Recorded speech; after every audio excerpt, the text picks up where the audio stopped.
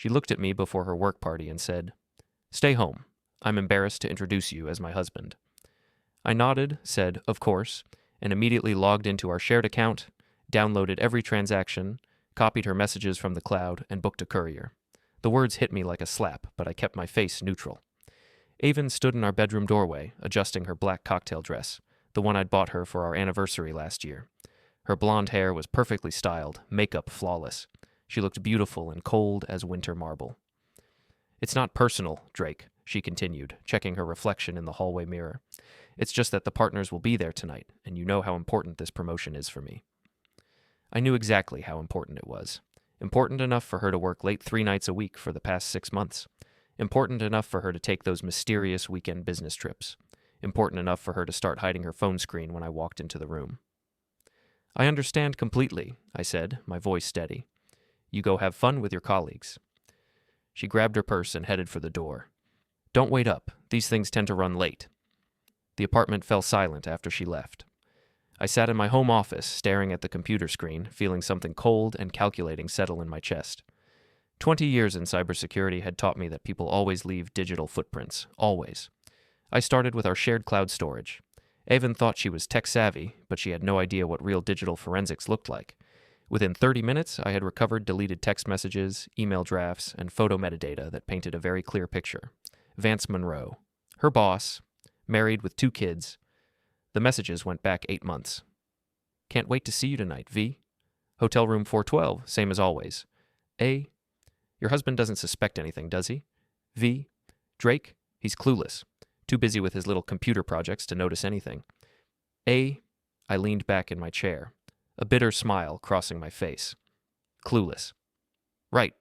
The financial records were even more damning. Hotel charges on her corporate card that matched their text message dates. Expensive dinners for 2. A jewelry purchase last month that I'd never seen her wear at home. By midnight, I had printed everything. Screenshots, bank statements, a complete timeline of their affair. I also found something else interesting, expense reports that didn't quite add up. Aven had been padding her business trip costs, claiming meals and transportation that never happened. Corporate fraud. That would make HR very interested.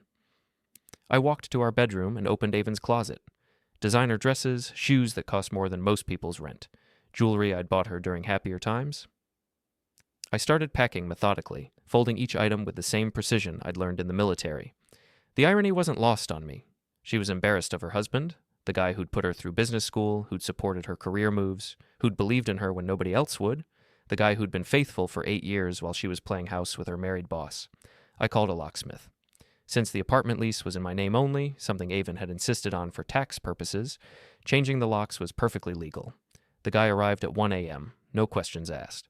Emergency locksmith rates were expensive, but some things were worth the cost. Next, I called a courier service, 24-hour delivery. I had them pick up 3 large suitcases and deliver them to the Grandview Hotel downtown, the same hotel where Aven and Vance had been meeting. I included a note. "You have nothing to be ashamed of anymore. The divorce papers are inside." At 2 a.m, I heard heels clicking in the hallway outside, then the sound of a key that no longer worked, fumbling, cursing. The doorbell rang. I didn't answer. My phone buzzed with texts. "Drake, the key isn't working. Open the door. This isn't funny. I see the suitcases. What the hell is wrong with you?" I poured myself a scotch and waited. The building had security cameras in the hallways. By tomorrow, Mrs. Henderson from 4B would have spread the story to half the building. Aven always cared so much about appearances. The phone rang. I let it go to voicemail. "Drake, you're being ridiculous. We can talk about this like adults. I don't know what you think you found, but..."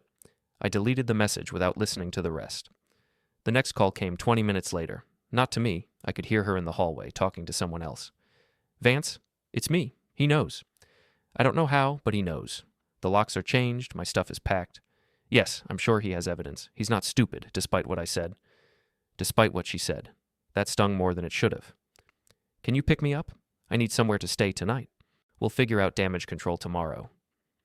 I heard her heels clicking away down the hall, going to her lover's arms, probably spinning some story about her crazy, jealous husband. Let her. By morning, I'd make sure everyone knew the real story.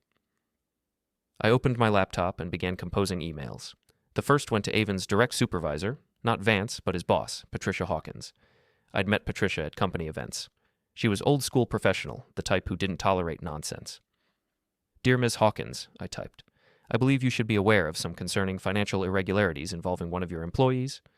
I attached the expense report discrepancies, but not the affair evidence. Not yet. I wanted to see how this played out first. The second email went to my lawyer. Jim Crawford had handled my security clearance issues years ago. He was discreet, thorough, and available at odd hours for the right price. "Jim, I need divorce papers drawn up immediately. Adultery, financial misconduct, the works. I'll send you the evidence package in the morning." The third email was the most satisfying. I sent it to myself, with a delayed delivery scheduled for 9 a.m., right when Aven would be trying to explain her absence to HR. The subject line read, "Employee Misconduct Documentation, Aven Torin." I attached everything, the affair timeline, the financial fraud, even some photos I'd found in her deleted files.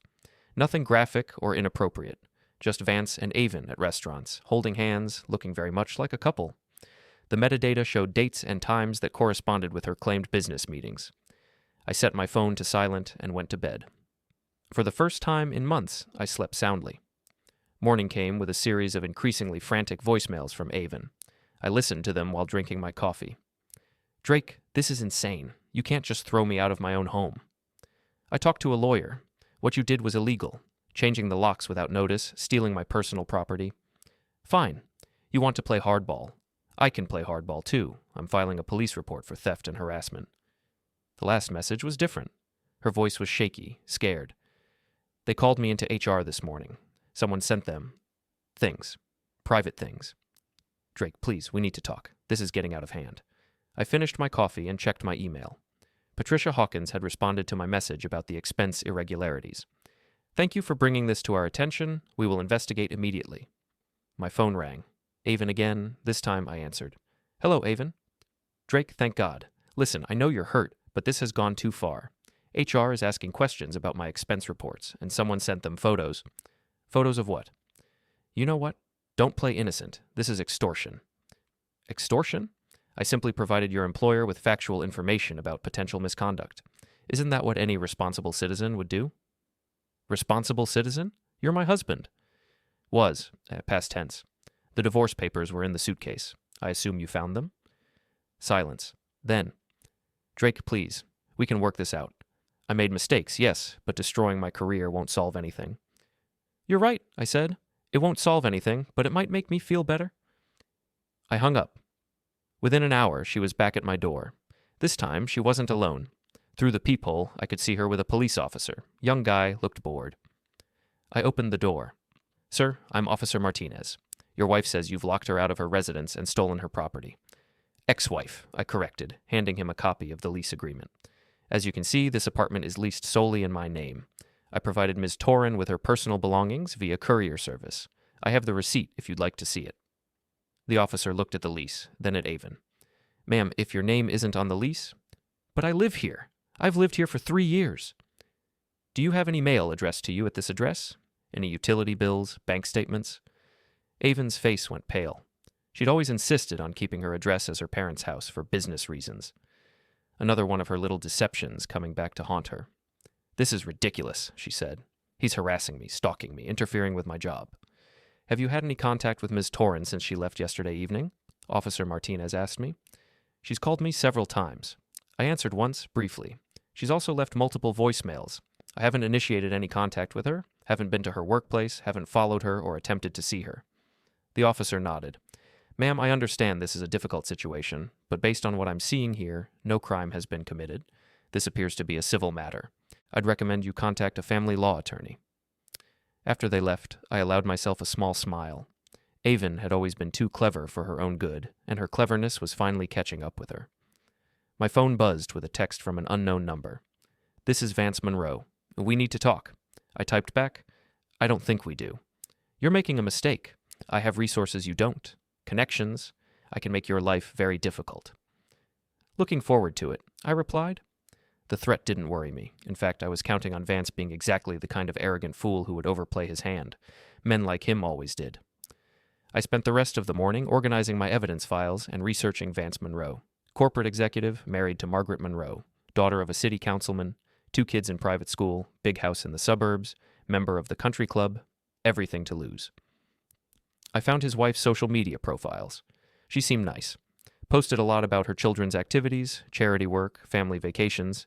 She deserved to know what kind of man she was married to. But not yet. Timing was everything in operations like this. My phone rang again. This time it was Jim Crawford, my lawyer. Drake, I got your evidence package. This is solid stuff. Adultery, financial misconduct. We can definitely use this. But I have to ask, are you sure that you want to go nuclear? Sometimes it's better to negotiate quietly. No negotiations, Jim. I want her to lose everything, just like she was planning for me. What do you mean? I hadn't told him about the recordings yet.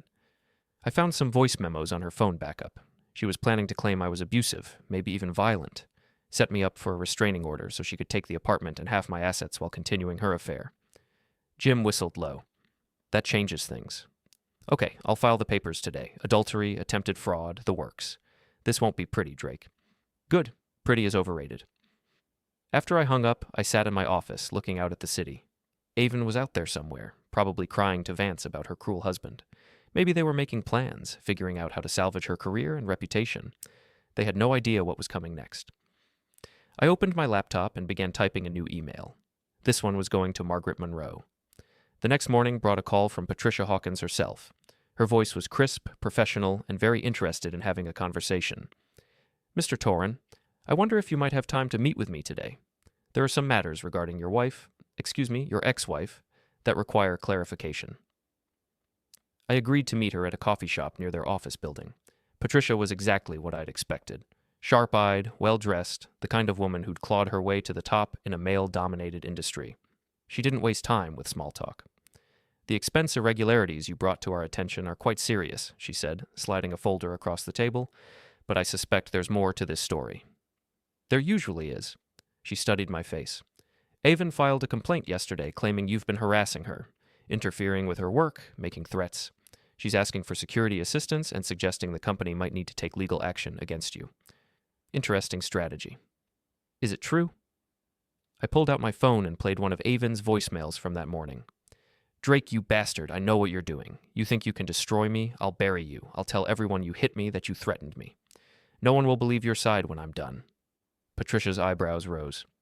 She's been leaving messages like this? Hourly. I have 12 from yesterday alone. I showed her the call log. I haven't responded to any of them since our brief conversation yesterday morning. And the harassment claims?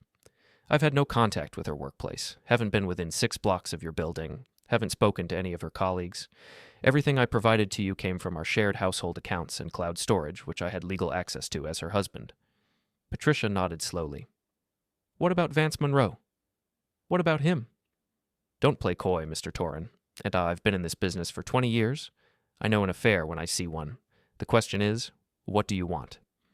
I respected her directness. I want justice. My wife betrayed me, defrauded your company, and was planning to frame me for domestic abuse to cover her tracks. I want her to face consequences for her actions. And Mr. Monroe? He's a married man who abused his position of authority to conduct an affair with a subordinate. He also appears to have been complicit in the expense fraud. Several of the questionable charges were approved by him personally. Patricia was quiet for a long moment. You realize that if this becomes public, it could damage the company's reputation. That's not my problem. It could become your problem. Vance has friends, connections. He's not going to go down quietly. Neither am I. She smiled, the first genuine emotion I'd seen from her. I believe that. All right, Mr. Torren. Here's what's going to happen. We're conducting a full internal investigation. Both Aven and Vance have been placed on administrative leave pending the outcome. If we find evidence of fraud or policy violations, they'll be terminated and will consider criminal charges. And if they try to retaliate against me, they won't. I'm making it very clear that any attempt to interfere with this investigation or harass witnesses will result in immediate termination and legal action. I stood to leave, then turned back. Miss Hawkins, you might want to check the security footage from the executive floor for the past few months. After-hours access logs, weekend entries, that sort of thing. Her smile widened. Already on it. Walking back to my car, I felt a grim satisfaction. The corporate side was handled. Now for the personal consequences. I drove to the Grandview Hotel, where I'd had Aven's suitcases delivered. The desk clerk confirmed she'd checked out that morning but left no forwarding address. No surprise there, she was probably staying with Vance. My phone buzzed with a text from an unknown number. "Stop this now, or you'll regret it. Last warning." I showed the message to the hotel's security manager, a former cop named Rodriguez who I'd worked with on some cybersecurity consulting. He made a copy for his files. "Looks like harassment to me," he said. "You want to file a police report?" "Not yet, but keep that message handy." The next stop was Vance's neighborhood. I wasn't planning anything dramatic, just a little reconnaissance. His house was exactly what I'd expected. Oversized colonial in a gated community, 3-car garage, perfectly manicured lawn. The American dream, built on lies and betrayal. I parked across the street and waited. Within an hour, a black Mercedes pulled into the driveway. Vance got out, followed by Aven. They were arguing about something, their body language tense and angry. I took photos with my telephoto lens, nothing invasive, just documenting their presence together at his family home. The timestamps would be useful later. They went inside. I waited another 30 minutes, then drove home. That evening, I composed a careful email to Margaret Monroe. I'd found her address through her charity work. She was on the board of the Children's Hospital and listed as a contact for donations. "Dear Mrs. Monroe," I wrote, "I don't know you personally, but I believe you deserve to know some information about your husband's recent activities. I'm not writing this to cause you pain, but because I would want someone to tell me if I were in your position." I attached a selection of the evidence, the hotel receipts, some of the text messages, photos of Vance and Aven together.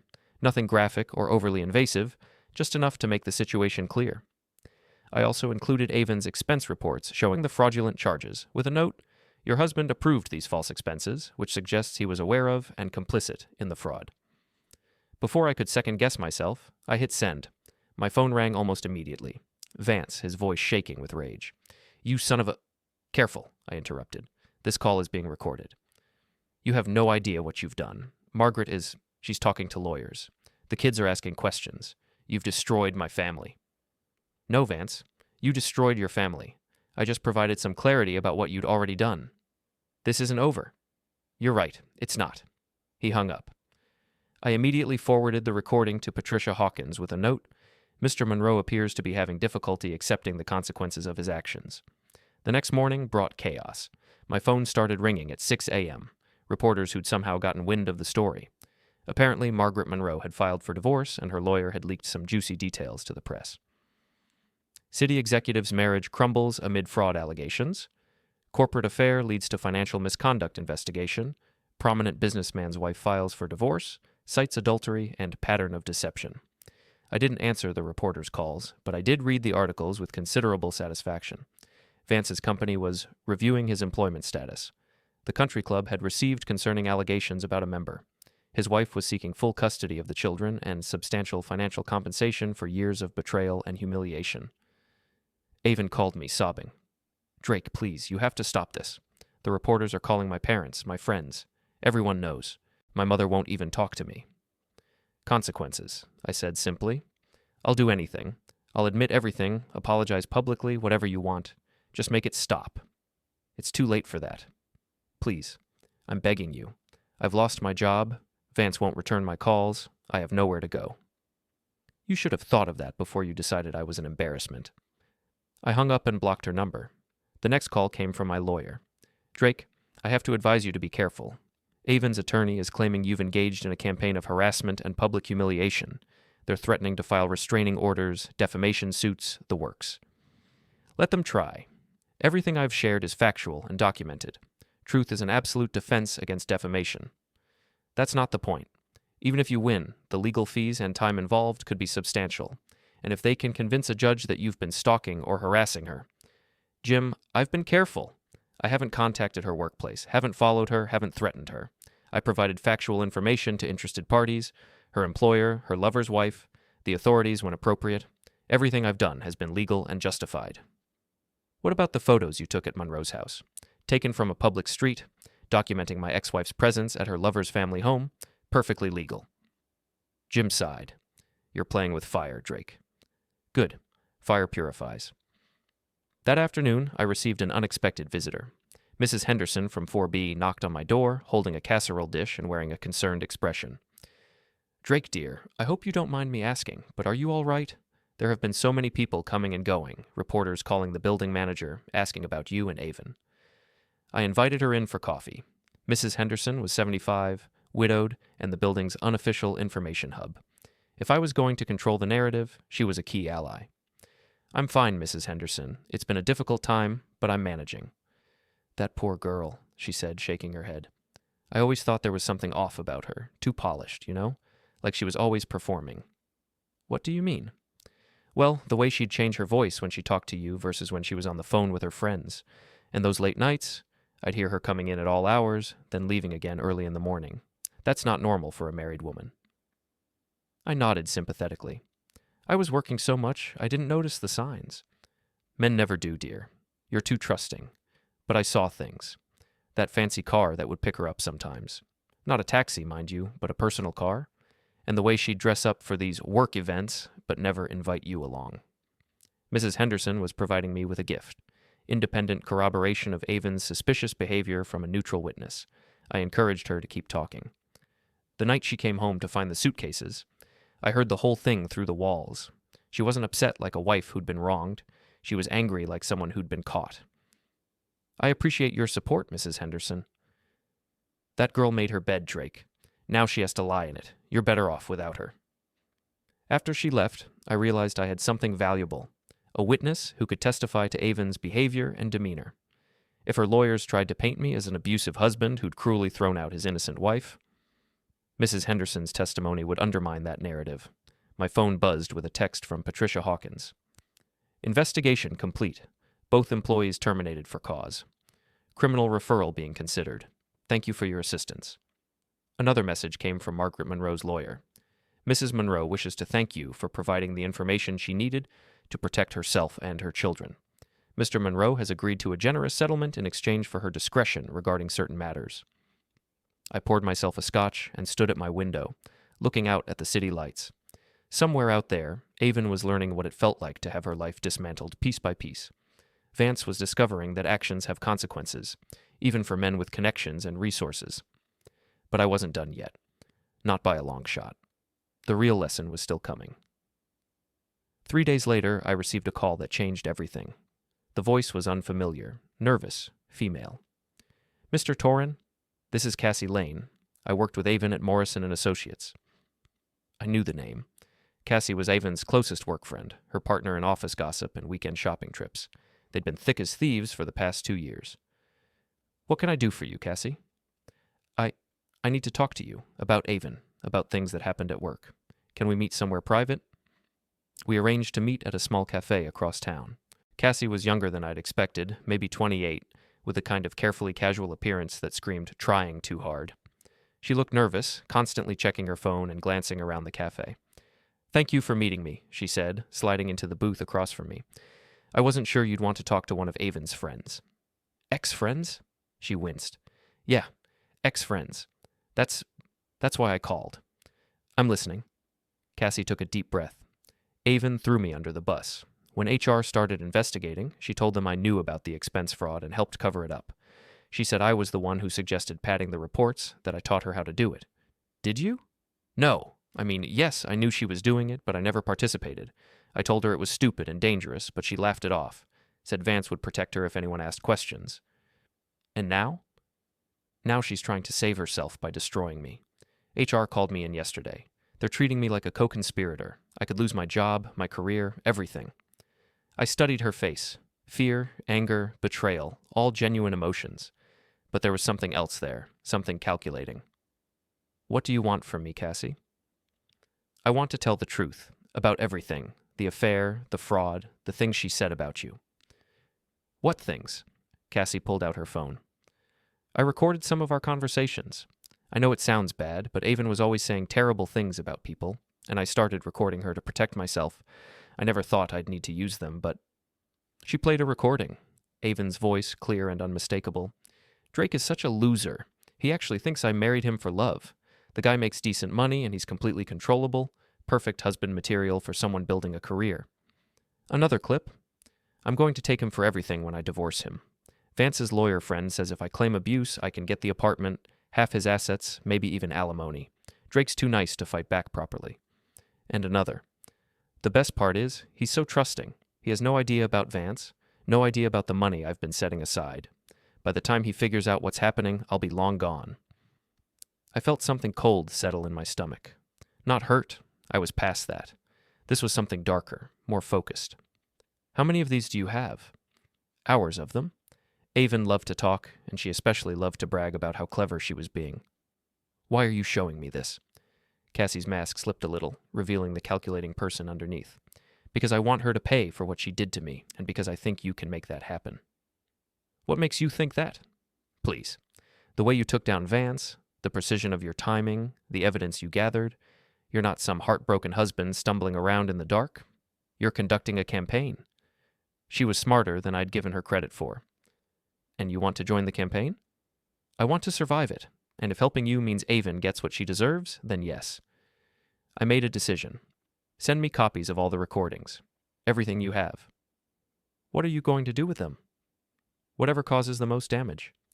Cassie smiled, the first genuine expression I'd seen from her. I was hoping you'd say that. After she left, I sat in my car listening to the recordings. Hours of Aven's voice, revealing the person she really was behind the mask, the contempt she felt for me, the calculated nature of our entire marriage, the detailed plans she'd made to destroy me. But there was something else in the recordings, something even more valuable. Names, dates, details about other people she'd manipulated and betrayed. Aven hadn't just been unfaithful and fraudulent, she'd been systematically using and discarding people for years. That evening, I began making calls. The first was to Janet Morrison, the senior partner at Aven's former firm. I'd met her once at a company party, sharp, ethical, protective of the firm's reputation. Ms. Morrison, I have some additional information about Aven Torin that I think you should hear. I played her selected clips from Cassie's recordings. Aven bragging about manipulating clients, talking about billing fraud beyond the expense reports, discussing confidential client information in casual conversation. My God, Janet said when I finished, we need to do a complete audit of her client files. If she was sharing privileged information, there's more. She mentioned using company resources for personal business, accessing client databases for her own purposes, even copying files to use as leverage in personal disputes. Mr. Torin, would you be willing to provide these recordings to our legal department? We may need to notify the State Bar Association. Of course, justice should be thorough. The second call went to David Chen, a reporter at the city newspaper who'd been covering the Morrison and Associates story. I'd done some research. Chen was known for his investigative pieces on corporate misconduct. Mr. Chen, I have some additional information about the Morrison and Associates scandal, information that suggests the misconduct was more extensive than initially reported. I arranged to meet him the next day. Chen was exactly what I'd expected, hungry, thorough, and very interested in expanding his story. These recordings are incredible, he said after listening to a few clips, but I need to verify their authenticity, get independent confirmation of the claims. I can put you in touch with other employees who witnessed some of these incidents, and the company is conducting its own internal investigation. They'll likely confirm much of what you're hearing. What's your motivation here, Mr. Torin? This goes well beyond a simple divorce case. My motivation is truth. My ex-wife is a fraud and a manipulator who's hurt a lot of people. She's been counting on her victims being too embarrassed or intimidated to speak up. I'm making sure that doesn't happen. The story ran 3 days later. Corporate misconduct scandal widens. New evidence suggests pattern of fraud and client betrayal. The article detailed Aven's various schemes, her contempt for clients and colleagues, her systematic abuse of company resources. It included quotes from the recordings, statements from other employees who'd been victimized by her manipulations, and confirmation from the firm that they were conducting a comprehensive audit of her work. The State Bar Association announced they were opening an ethics investigation. 2 former clients filed complaints claiming she'd shared their confidential information. The IRS received an anonymous tip about her unreported income from various schemes. My phone rang. Aven, hysterical. You're destroying me. Everything I worked for, everything I built, everything you stole, I corrected. I'll sue you for defamation, for invasion of privacy, for what? Telling the truth? Good luck with that. This isn't just about me anymore. You're hurting innocent people. My parents are getting calls from reporters. My college friends are being asked about me. Consequences have a way of spreading. You should have thought about that before you decided to build your life on lies. Drake, please. I'm sorry. I know I hurt you. I know I made mistakes, but this has gone too far. I'm losing everything. Good. I hung up and immediately got another call. This one was from Vance. You think you've won, don't you? His voice was slurred. He'd been drinking. I think I've achieved my objectives. My wife took the kids. She's filed for divorce, asking for everything. My company put me on indefinite suspension. The country club revoked my membership. My own father won't take my calls. That sounds like a personal problem. You don't understand what you've done. I have friends, connections, people who owe me favors. I can make your life hell. Looking forward to it. This isn't over. You keep saying that, but from where I'm sitting, it looks pretty over. The next morning brought a knock at my door. 2 men in expensive suits, the kind of people who make problems disappear for the right price. Mr. Torren, we represent certain parties who would like to discuss a resolution to recent difficulties. I invited them in, curious to see what Vance's next move would be. The older man, who introduced himself as Mr. Peterson, got straight to the point. Our client is prepared to offer substantial compensation in exchange for your agreement to cease all public discussion of recent events. How substantial? $200,000, tax-free, immediate transfer, no questions asked. I pretended to consider it. And in exchange? You sign a non-disclosure agreement, provide us with all copies of evidence you've gathered, and agree to make no further statements to media or legal authorities. What about the divorce proceedings? Those would continue, but without the inflammatory evidence. A simple no-fault dissolution. I stood up. Gentlemen, I appreciate the offer, but I'm going to have to decline. Peterson's expression hardened. Mr. Torren, I don't think you understand the situation. Our client has resources, influence. He can make things very difficult for you if you continue this course of action. Is that a threat? It's a reality. Sometimes it's better to take the win and walk away. I walked to the door and opened it. Tell your client that some things aren't for sale. And tell him that if he tries to intimidate me, I'll release everything I haven't shared yet. And trust me, there's a lot more where that came from. After they left, I called my lawyer. Jim, I just had a visit from some people offering me money to keep quiet about Aven and Vance. How much money? $200,000, Jim whistled. That's serious money. What did you tell them? I told them no. Drake, maybe you should reconsider. That's enough to set you up nicely, and it would end all this drama. The drama ends when I say it ends, not before. What if they escalate? What if they try to hurt you professionally, personally? I smiled, though he couldn't see it. Let them try. I'm just getting started. That evening, I began planning the next phase. The corporate and legal consequences had been satisfying, but they were just the beginning. Now it was time for the real lesson. Time to show Aven and Vance what public humiliation really looked like. The opportunity came sooner than I'd expected. Cassie called me with information that changed everything. Drake, you need to know something. Aven and Vance are planning something. I heard them talking at the coffee shop downtown. They didn't see me, but I was close enough to hear. What kind of something? They're going to claim you've been stalking them, threatening them. Vance has a friend in the police department who owes him favors. They're going to file restraining orders, maybe even press criminal charges. Based on what evidence? They're going to create evidence. Fake threatening messages, staged incidents, maybe even claim you physically confronted them somewhere. Vance said his friend could make sure the charges stick long enough to destroy your credibility. I felt that familiar cold calculation settling over me. When? Soon, maybe this week. Aven's desperate. She's staying in some cheap motel. Her parents won't help her. She can't find a job. She's willing to do anything to get her life back. Thank you for the warning. There's something else. They're meeting tomorrow night at the Riverside Hotel. Room 237. Vance is paying cash, so there's no paper trail. They're planning to coordinate their stories, make sure all the details match. After I hung up, I sat in my office, thinking. A plan began to form. Risky, but potentially devastating. I called Rodriguez, the former cop who worked hotel security. Rodriguez, I need a favor. Hypothetically, if someone wanted to document what was happening in a specific hotel room, for legal purposes, what would be the best approach? Hypothetically, you'd need to be very careful about privacy laws, but if you had reason to believe criminal activity was taking place, conspiracy, fraud, that kind of thing, and you documented it from a public area, that might be different. What about audio recording? Single-party consent state. As long as one person in the conversation agrees to the recording, it's legal. Of course, you'd need that person's cooperation. Of course. The next evening, I positioned myself in the hotel parking lot with a clear view of room 237. I'd arrived early, wanting to document their arrival together. At 8:15, Vance's Mercedes pulled into the lot. He looked around nervously before getting out. Aven arrived 10 minutes later in a taxi. She'd lost weight, looked tired and desperate. They embraced briefly before going into the room. I waited 30 minutes, then called the room from my cell phone. Vance answered.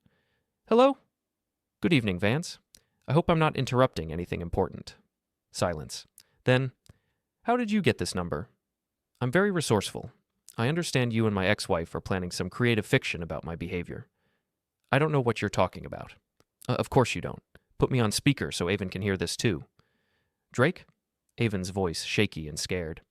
Hello, dear. I hear you're planning to accuse me of stalking and threatening you. That's interesting, considering I have recordings of you planning to make false accusations. You're bluffing. Am I? Tell me, how does it feel to know that your every move is being watched? That people you trust are reporting back to me? That even now, as you sit in that hotel room planning your next deception, I know exactly what you're doing? Vance grabbed the phone. You sick freak. You are stalking us. This proves it. Does it? I'm sitting in my apartment making a phone call. But you two are meeting in secret, planning to file false police reports, conspiring to commit perjury. Which one of us is breaking the law? I hung up and immediately called Cassie. They're spooked. They'll probably leave soon, and they'll be paranoid and angry. Are you ready for the next part? I'm ready. 20 minutes later, Cassie called back. They're at Murphy's Bar on 5th Street. Vance is drinking heavily, Aven's crying. They're arguing about what to do next. Perfect. Phase 2. I drove to Murphy's and parked where I could see them through the window. They were at a corner table, heads close together, clearly agitated. I took photos through the window. Nothing illegal, just documentation of them together in a public place. Then I walked inside. The bar was crowded, noisy, dimly lit. Perfect cover. I took a seat at the bar where I could observe them without being obvious. They were too focused on their conversation to notice me. Can't keep running, Aven was saying. I'm out of money, out of options. If we don't do something soon... We stick to the plan, Vance interrupted. File the restraining orders tomorrow, press charges next week. My friend will make sure they take it seriously. What if he has recordings of us? What if he can prove we're lying? Then we say he's manipulating the evidence, that he's obsessed with destroying us. We make him look like a dangerous stalker who can't accept that his marriage is over. I activated the recording app on my phone. In this state, I only needed one party's consent to record a conversation, and I was definitely consenting. I'm scared, Vance. He's always one step ahead. It's like he knows what we're going to do before we do it. He's just a computer geek with too much time on his hands. We're going to end this. What if the police don't believe us? They will. I've got friends, influence. And you're a pretty woman who looks like a victim. He's a bitter ex-husband with a history of surveillance and harassment. Who do you think they'll believe? I had enough. I stood up and walked over to their table. Good evening. Aven gasped. Vance started to stand, his face flushing red. You son of a... Careful, I said quietly. We're in public. Lots of witnesses. Wouldn't want to do anything that might look threatening or unstable. How did you find us? Aven whispered. Lucky guess. This is your third bar tonight, by the way. The Riverside Hotel, then O'Malley's, now here. You two really should vary your patterns if you're trying to avoid someone. Vance's hands were shaking with rage. You're proving our point. This is stalking. Is it? I'm having a drink at a public bar. You happen to be here? Coincidences happen. I smiled. Of course, the fact that you immediately assumed I was following you is interesting. Guilty conscience? We're calling the police, Aven said, reaching for her phone. Please do. I'd love to explain to them what you two were just discussing. Something about false police reports and perjury, wasn't it? Vance grabbed Aven's arm. We're leaving. Good idea. Oh, and Vance, you might want to call your friend on the police force. Let him know that filing false reports is a felony, and that conspiracy to file false reports is an even bigger felony. I'd hate for him to get caught up in your problems. They left quickly, Vance throwing money on the table without counting it. I finished my drink slowly, then went home to review the evening's recordings. The audio was perfect. Clear evidence of their plan to file false charges, references to police corruption, admissions of their desperation and guilt.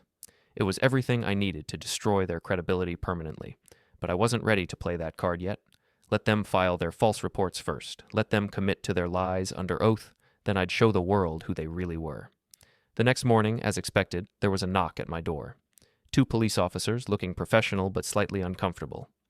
Mr. Torin, we have a restraining order to serve you, and we need to ask you some questions about alleged harassment and stalking. I invited them in, offered coffee, and cooperated fully. The officers, Detective Williams and Officer Park, were thorough but fair. Mr. Torren, we have complaints from 2 individuals claiming you've been following them, threatening them, and interfering with their lives. Can you tell us about your relationship with Aven Torren and Vance Monroe? I told them the truth. The divorce, the affair, the corporate fraud.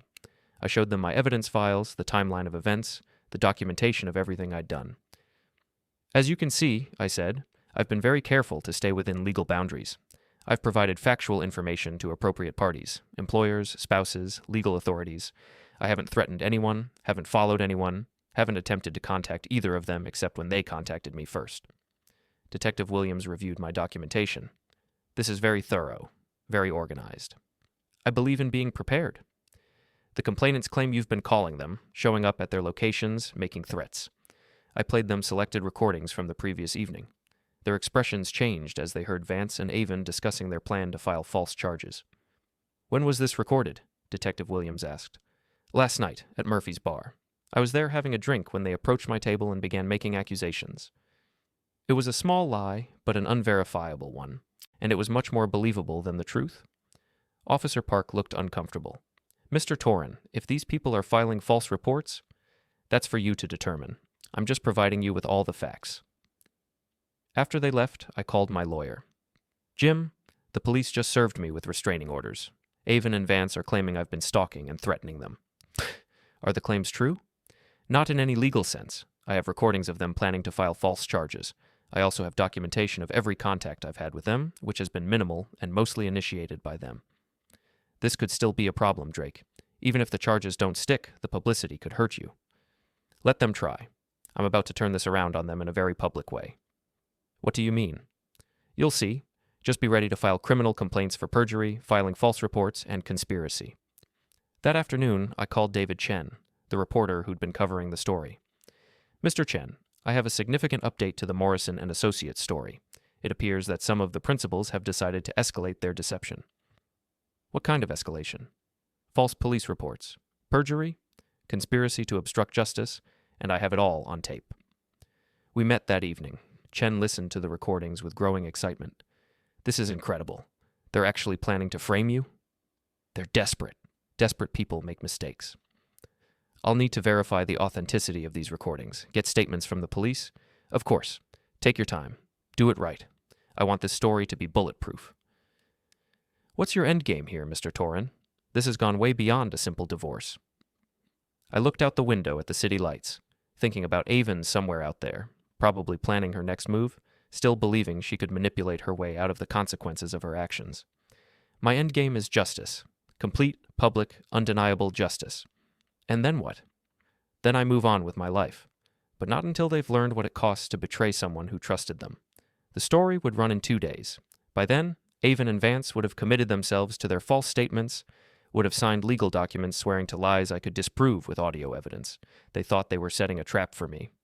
Instead, they were walking into one I'd spent weeks preparing. The final act was about to begin. The newspaper story hit like a bomb on Thursday morning. Fraud suspects caught planning false police reports. Audio evidence reveals conspiracy to frame ex-husband. David Chen had done excellent work. The article included transcripts of key portions of the recordings, statements from legal experts about the seriousness of filing false police reports, and confirmation from Detective Williams that the investigation into Aven and Vance's claims was ongoing and taking new directions. My phone started ringing at 6 a.m. Reporters, lawyers, even a producer from a local TV news magazine. I declined most interviews, but I did agree to speak with Channel 7's investigative team. Mr. Torren, the reporter, Janet Walsh, asked during our on-camera interview, some people might say you've gone too far in pursuing your ex-wife and her lover. How do you respond to that? I respond by asking what the alternative was.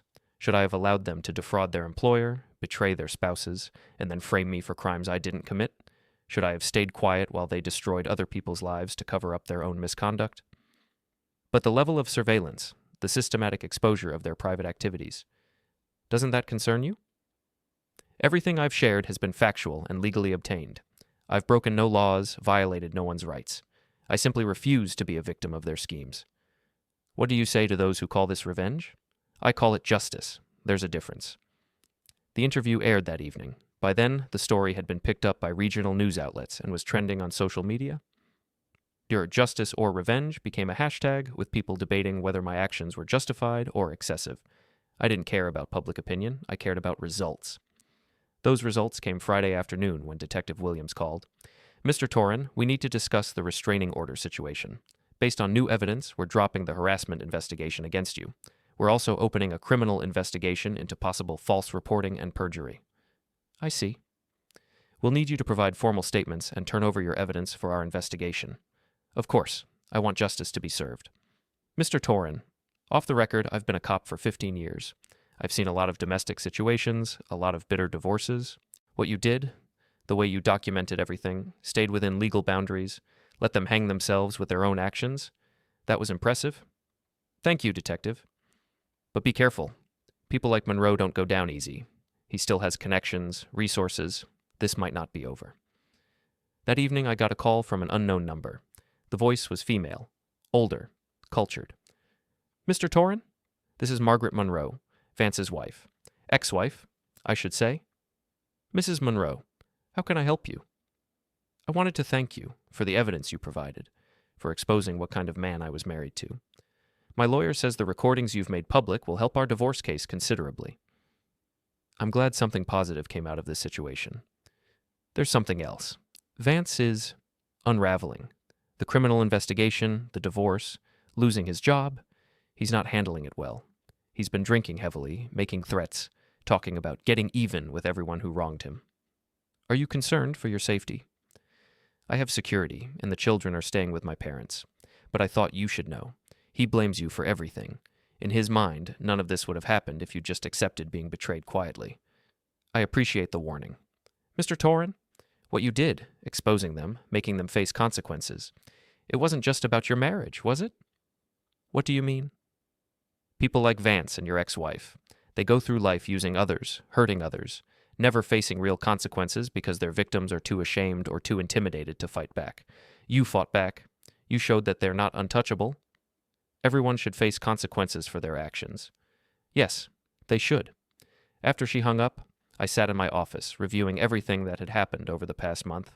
Aven had lost her job, her reputation, her friends, her family's support. She was facing criminal charges and had no prospects for employment in her field. Vance had lost his family, his career, his social standing, and was also facing criminal prosecution. By any measure, I had achieved my objectives. They had been completely and publicly destroyed, just as they had planned to destroy me. But Margaret Monroe was right about one thing. This wasn't over. Desperate people do desperate things, and Vance Monroe was very desperate. The confirmation came Saturday night. I was working in my home office when I heard glass breaking in the kitchen. I grabbed the baseball bat I kept by my desk and moved carefully toward the sound. Vance was standing in my kitchen, having come through the sliding door to the balcony. He was drunk, disheveled, and holding a tire iron. You destroyed my life, he slurred.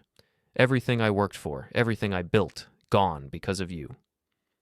You destroyed your own life, Vance. I just documented it.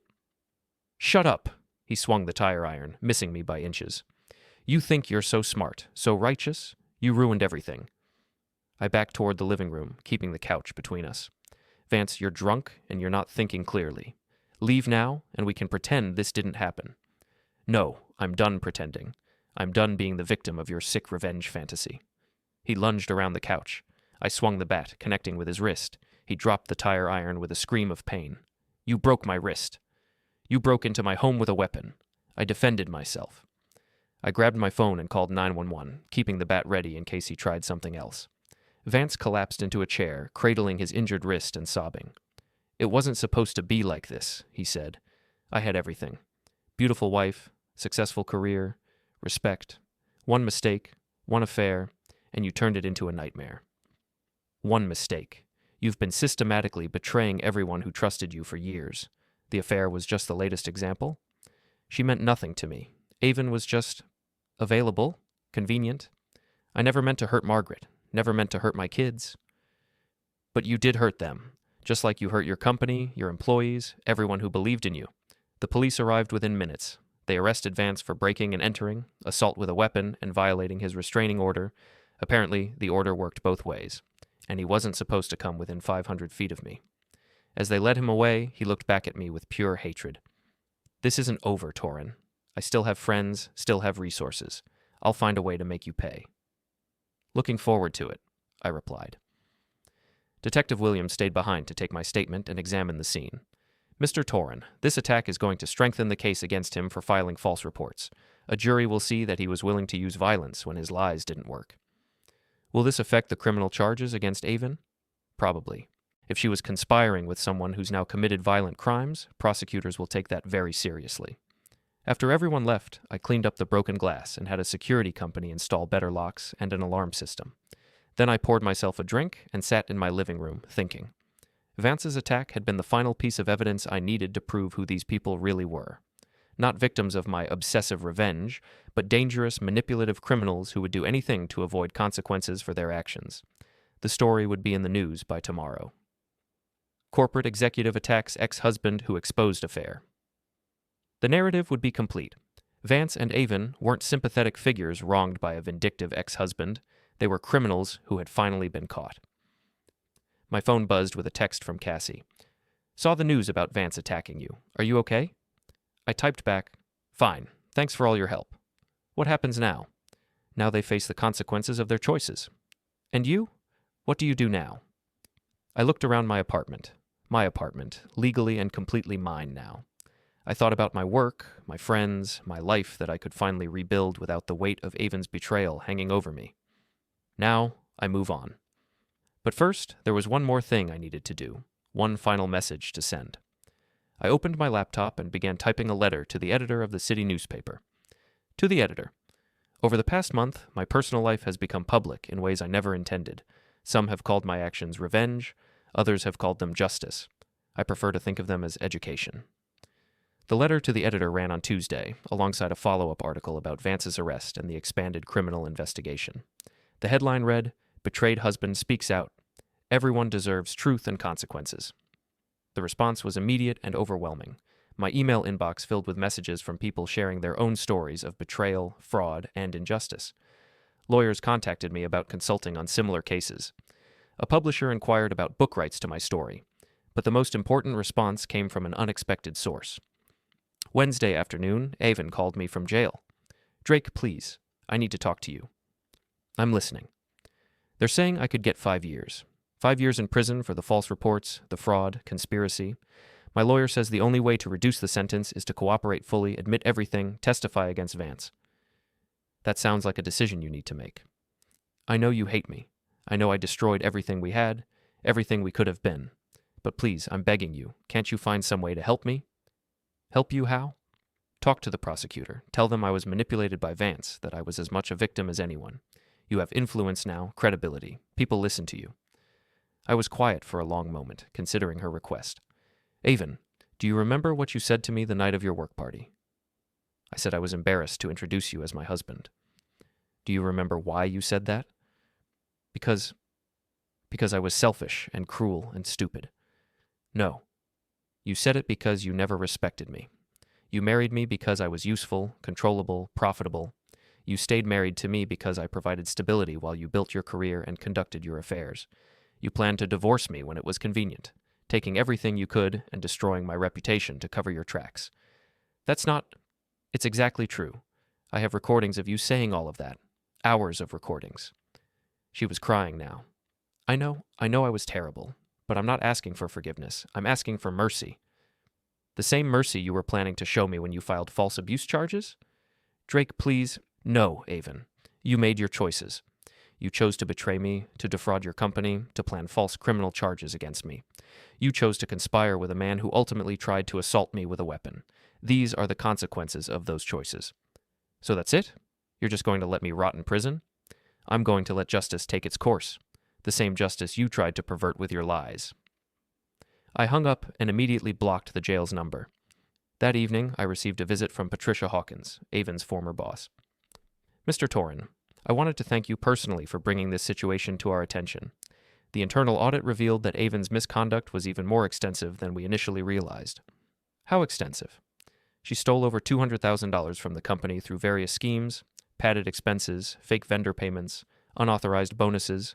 She also shared confidential client information with competitors in exchange for kickbacks." Will the company be pressing additional charges? Absolutely. Federal charges for wire fraud, mail fraud, conspiracy. The FBI is involved now. And Vance? He's facing similar charges. The investigation revealed he was taking bribes from vendors, embezzling from company accounts, using his position to enrich himself and his associates. Your ex-wife was just one part of a larger criminal enterprise. After she left, I sat on my balcony with a glass of wine, watching the sunset over the city. Somewhere out there, Aven was in a jail cell, probably still believing that she could manipulate her way out of consequences. Vance was in another cell, his broken wrist a constant reminder that violence wasn't the solution to problems he'd created himself. The next morning brought news that the story had gone national. Cable news shows were debating whether I was a hero or a villain. Legal experts were analyzing the case as an example of how technology could be used to expose corporate fraud and personal betrayal. I didn't watch the coverage.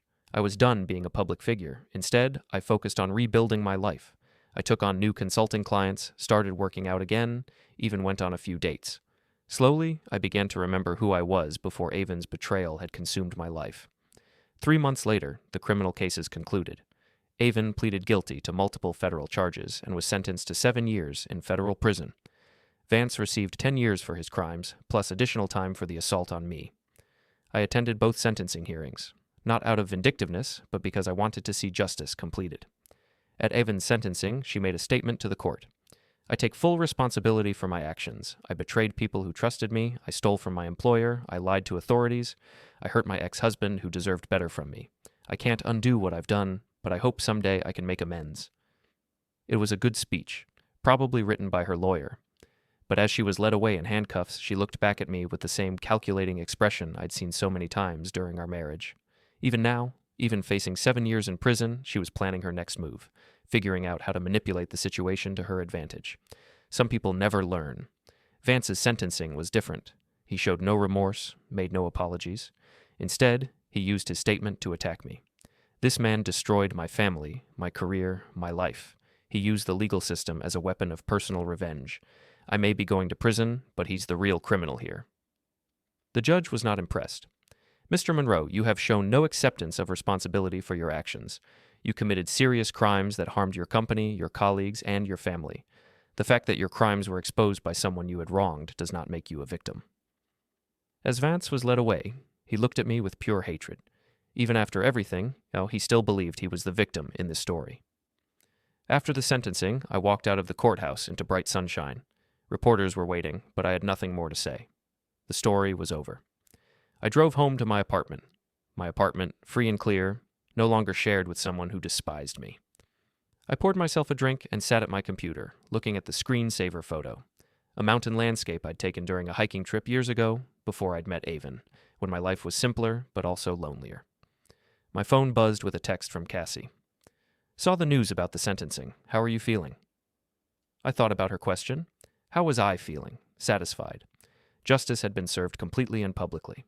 Aven and Vance had faced consequences for their actions. Other victims of their schemes had been vindicated.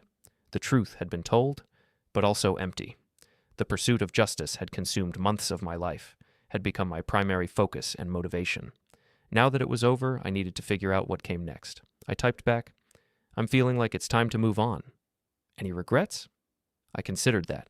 Did I regret exposing them? Did I regret the systematic way I destroyed their lives? Did I regret refusing to show mercy when they begged for it? No regrets, I replied. That evening, I did something I hadn't done in months. I deleted all the files related to Aven and Vance from my computer. The evidence, the recordings, the photos, the timeline, all of it went into the digital trash and was permanently erased. I didn't need them anymore. Justice had been served.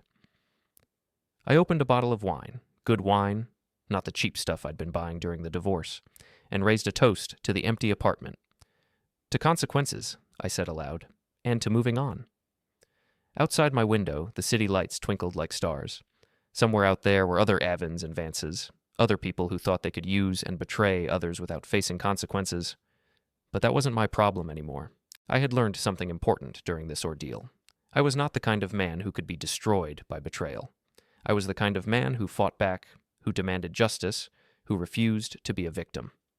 That knowledge would serve me well in whatever came next. I finished my wine and went to bed, sleeping peacefully for the first time in over a year. The next morning, I would start building a new life, one based on truth and self-respect rather than lies and manipulation. But tonight, I was content to savor the victory. Complete, total, undeniable victory. Checkmate. The game was over, and I had won.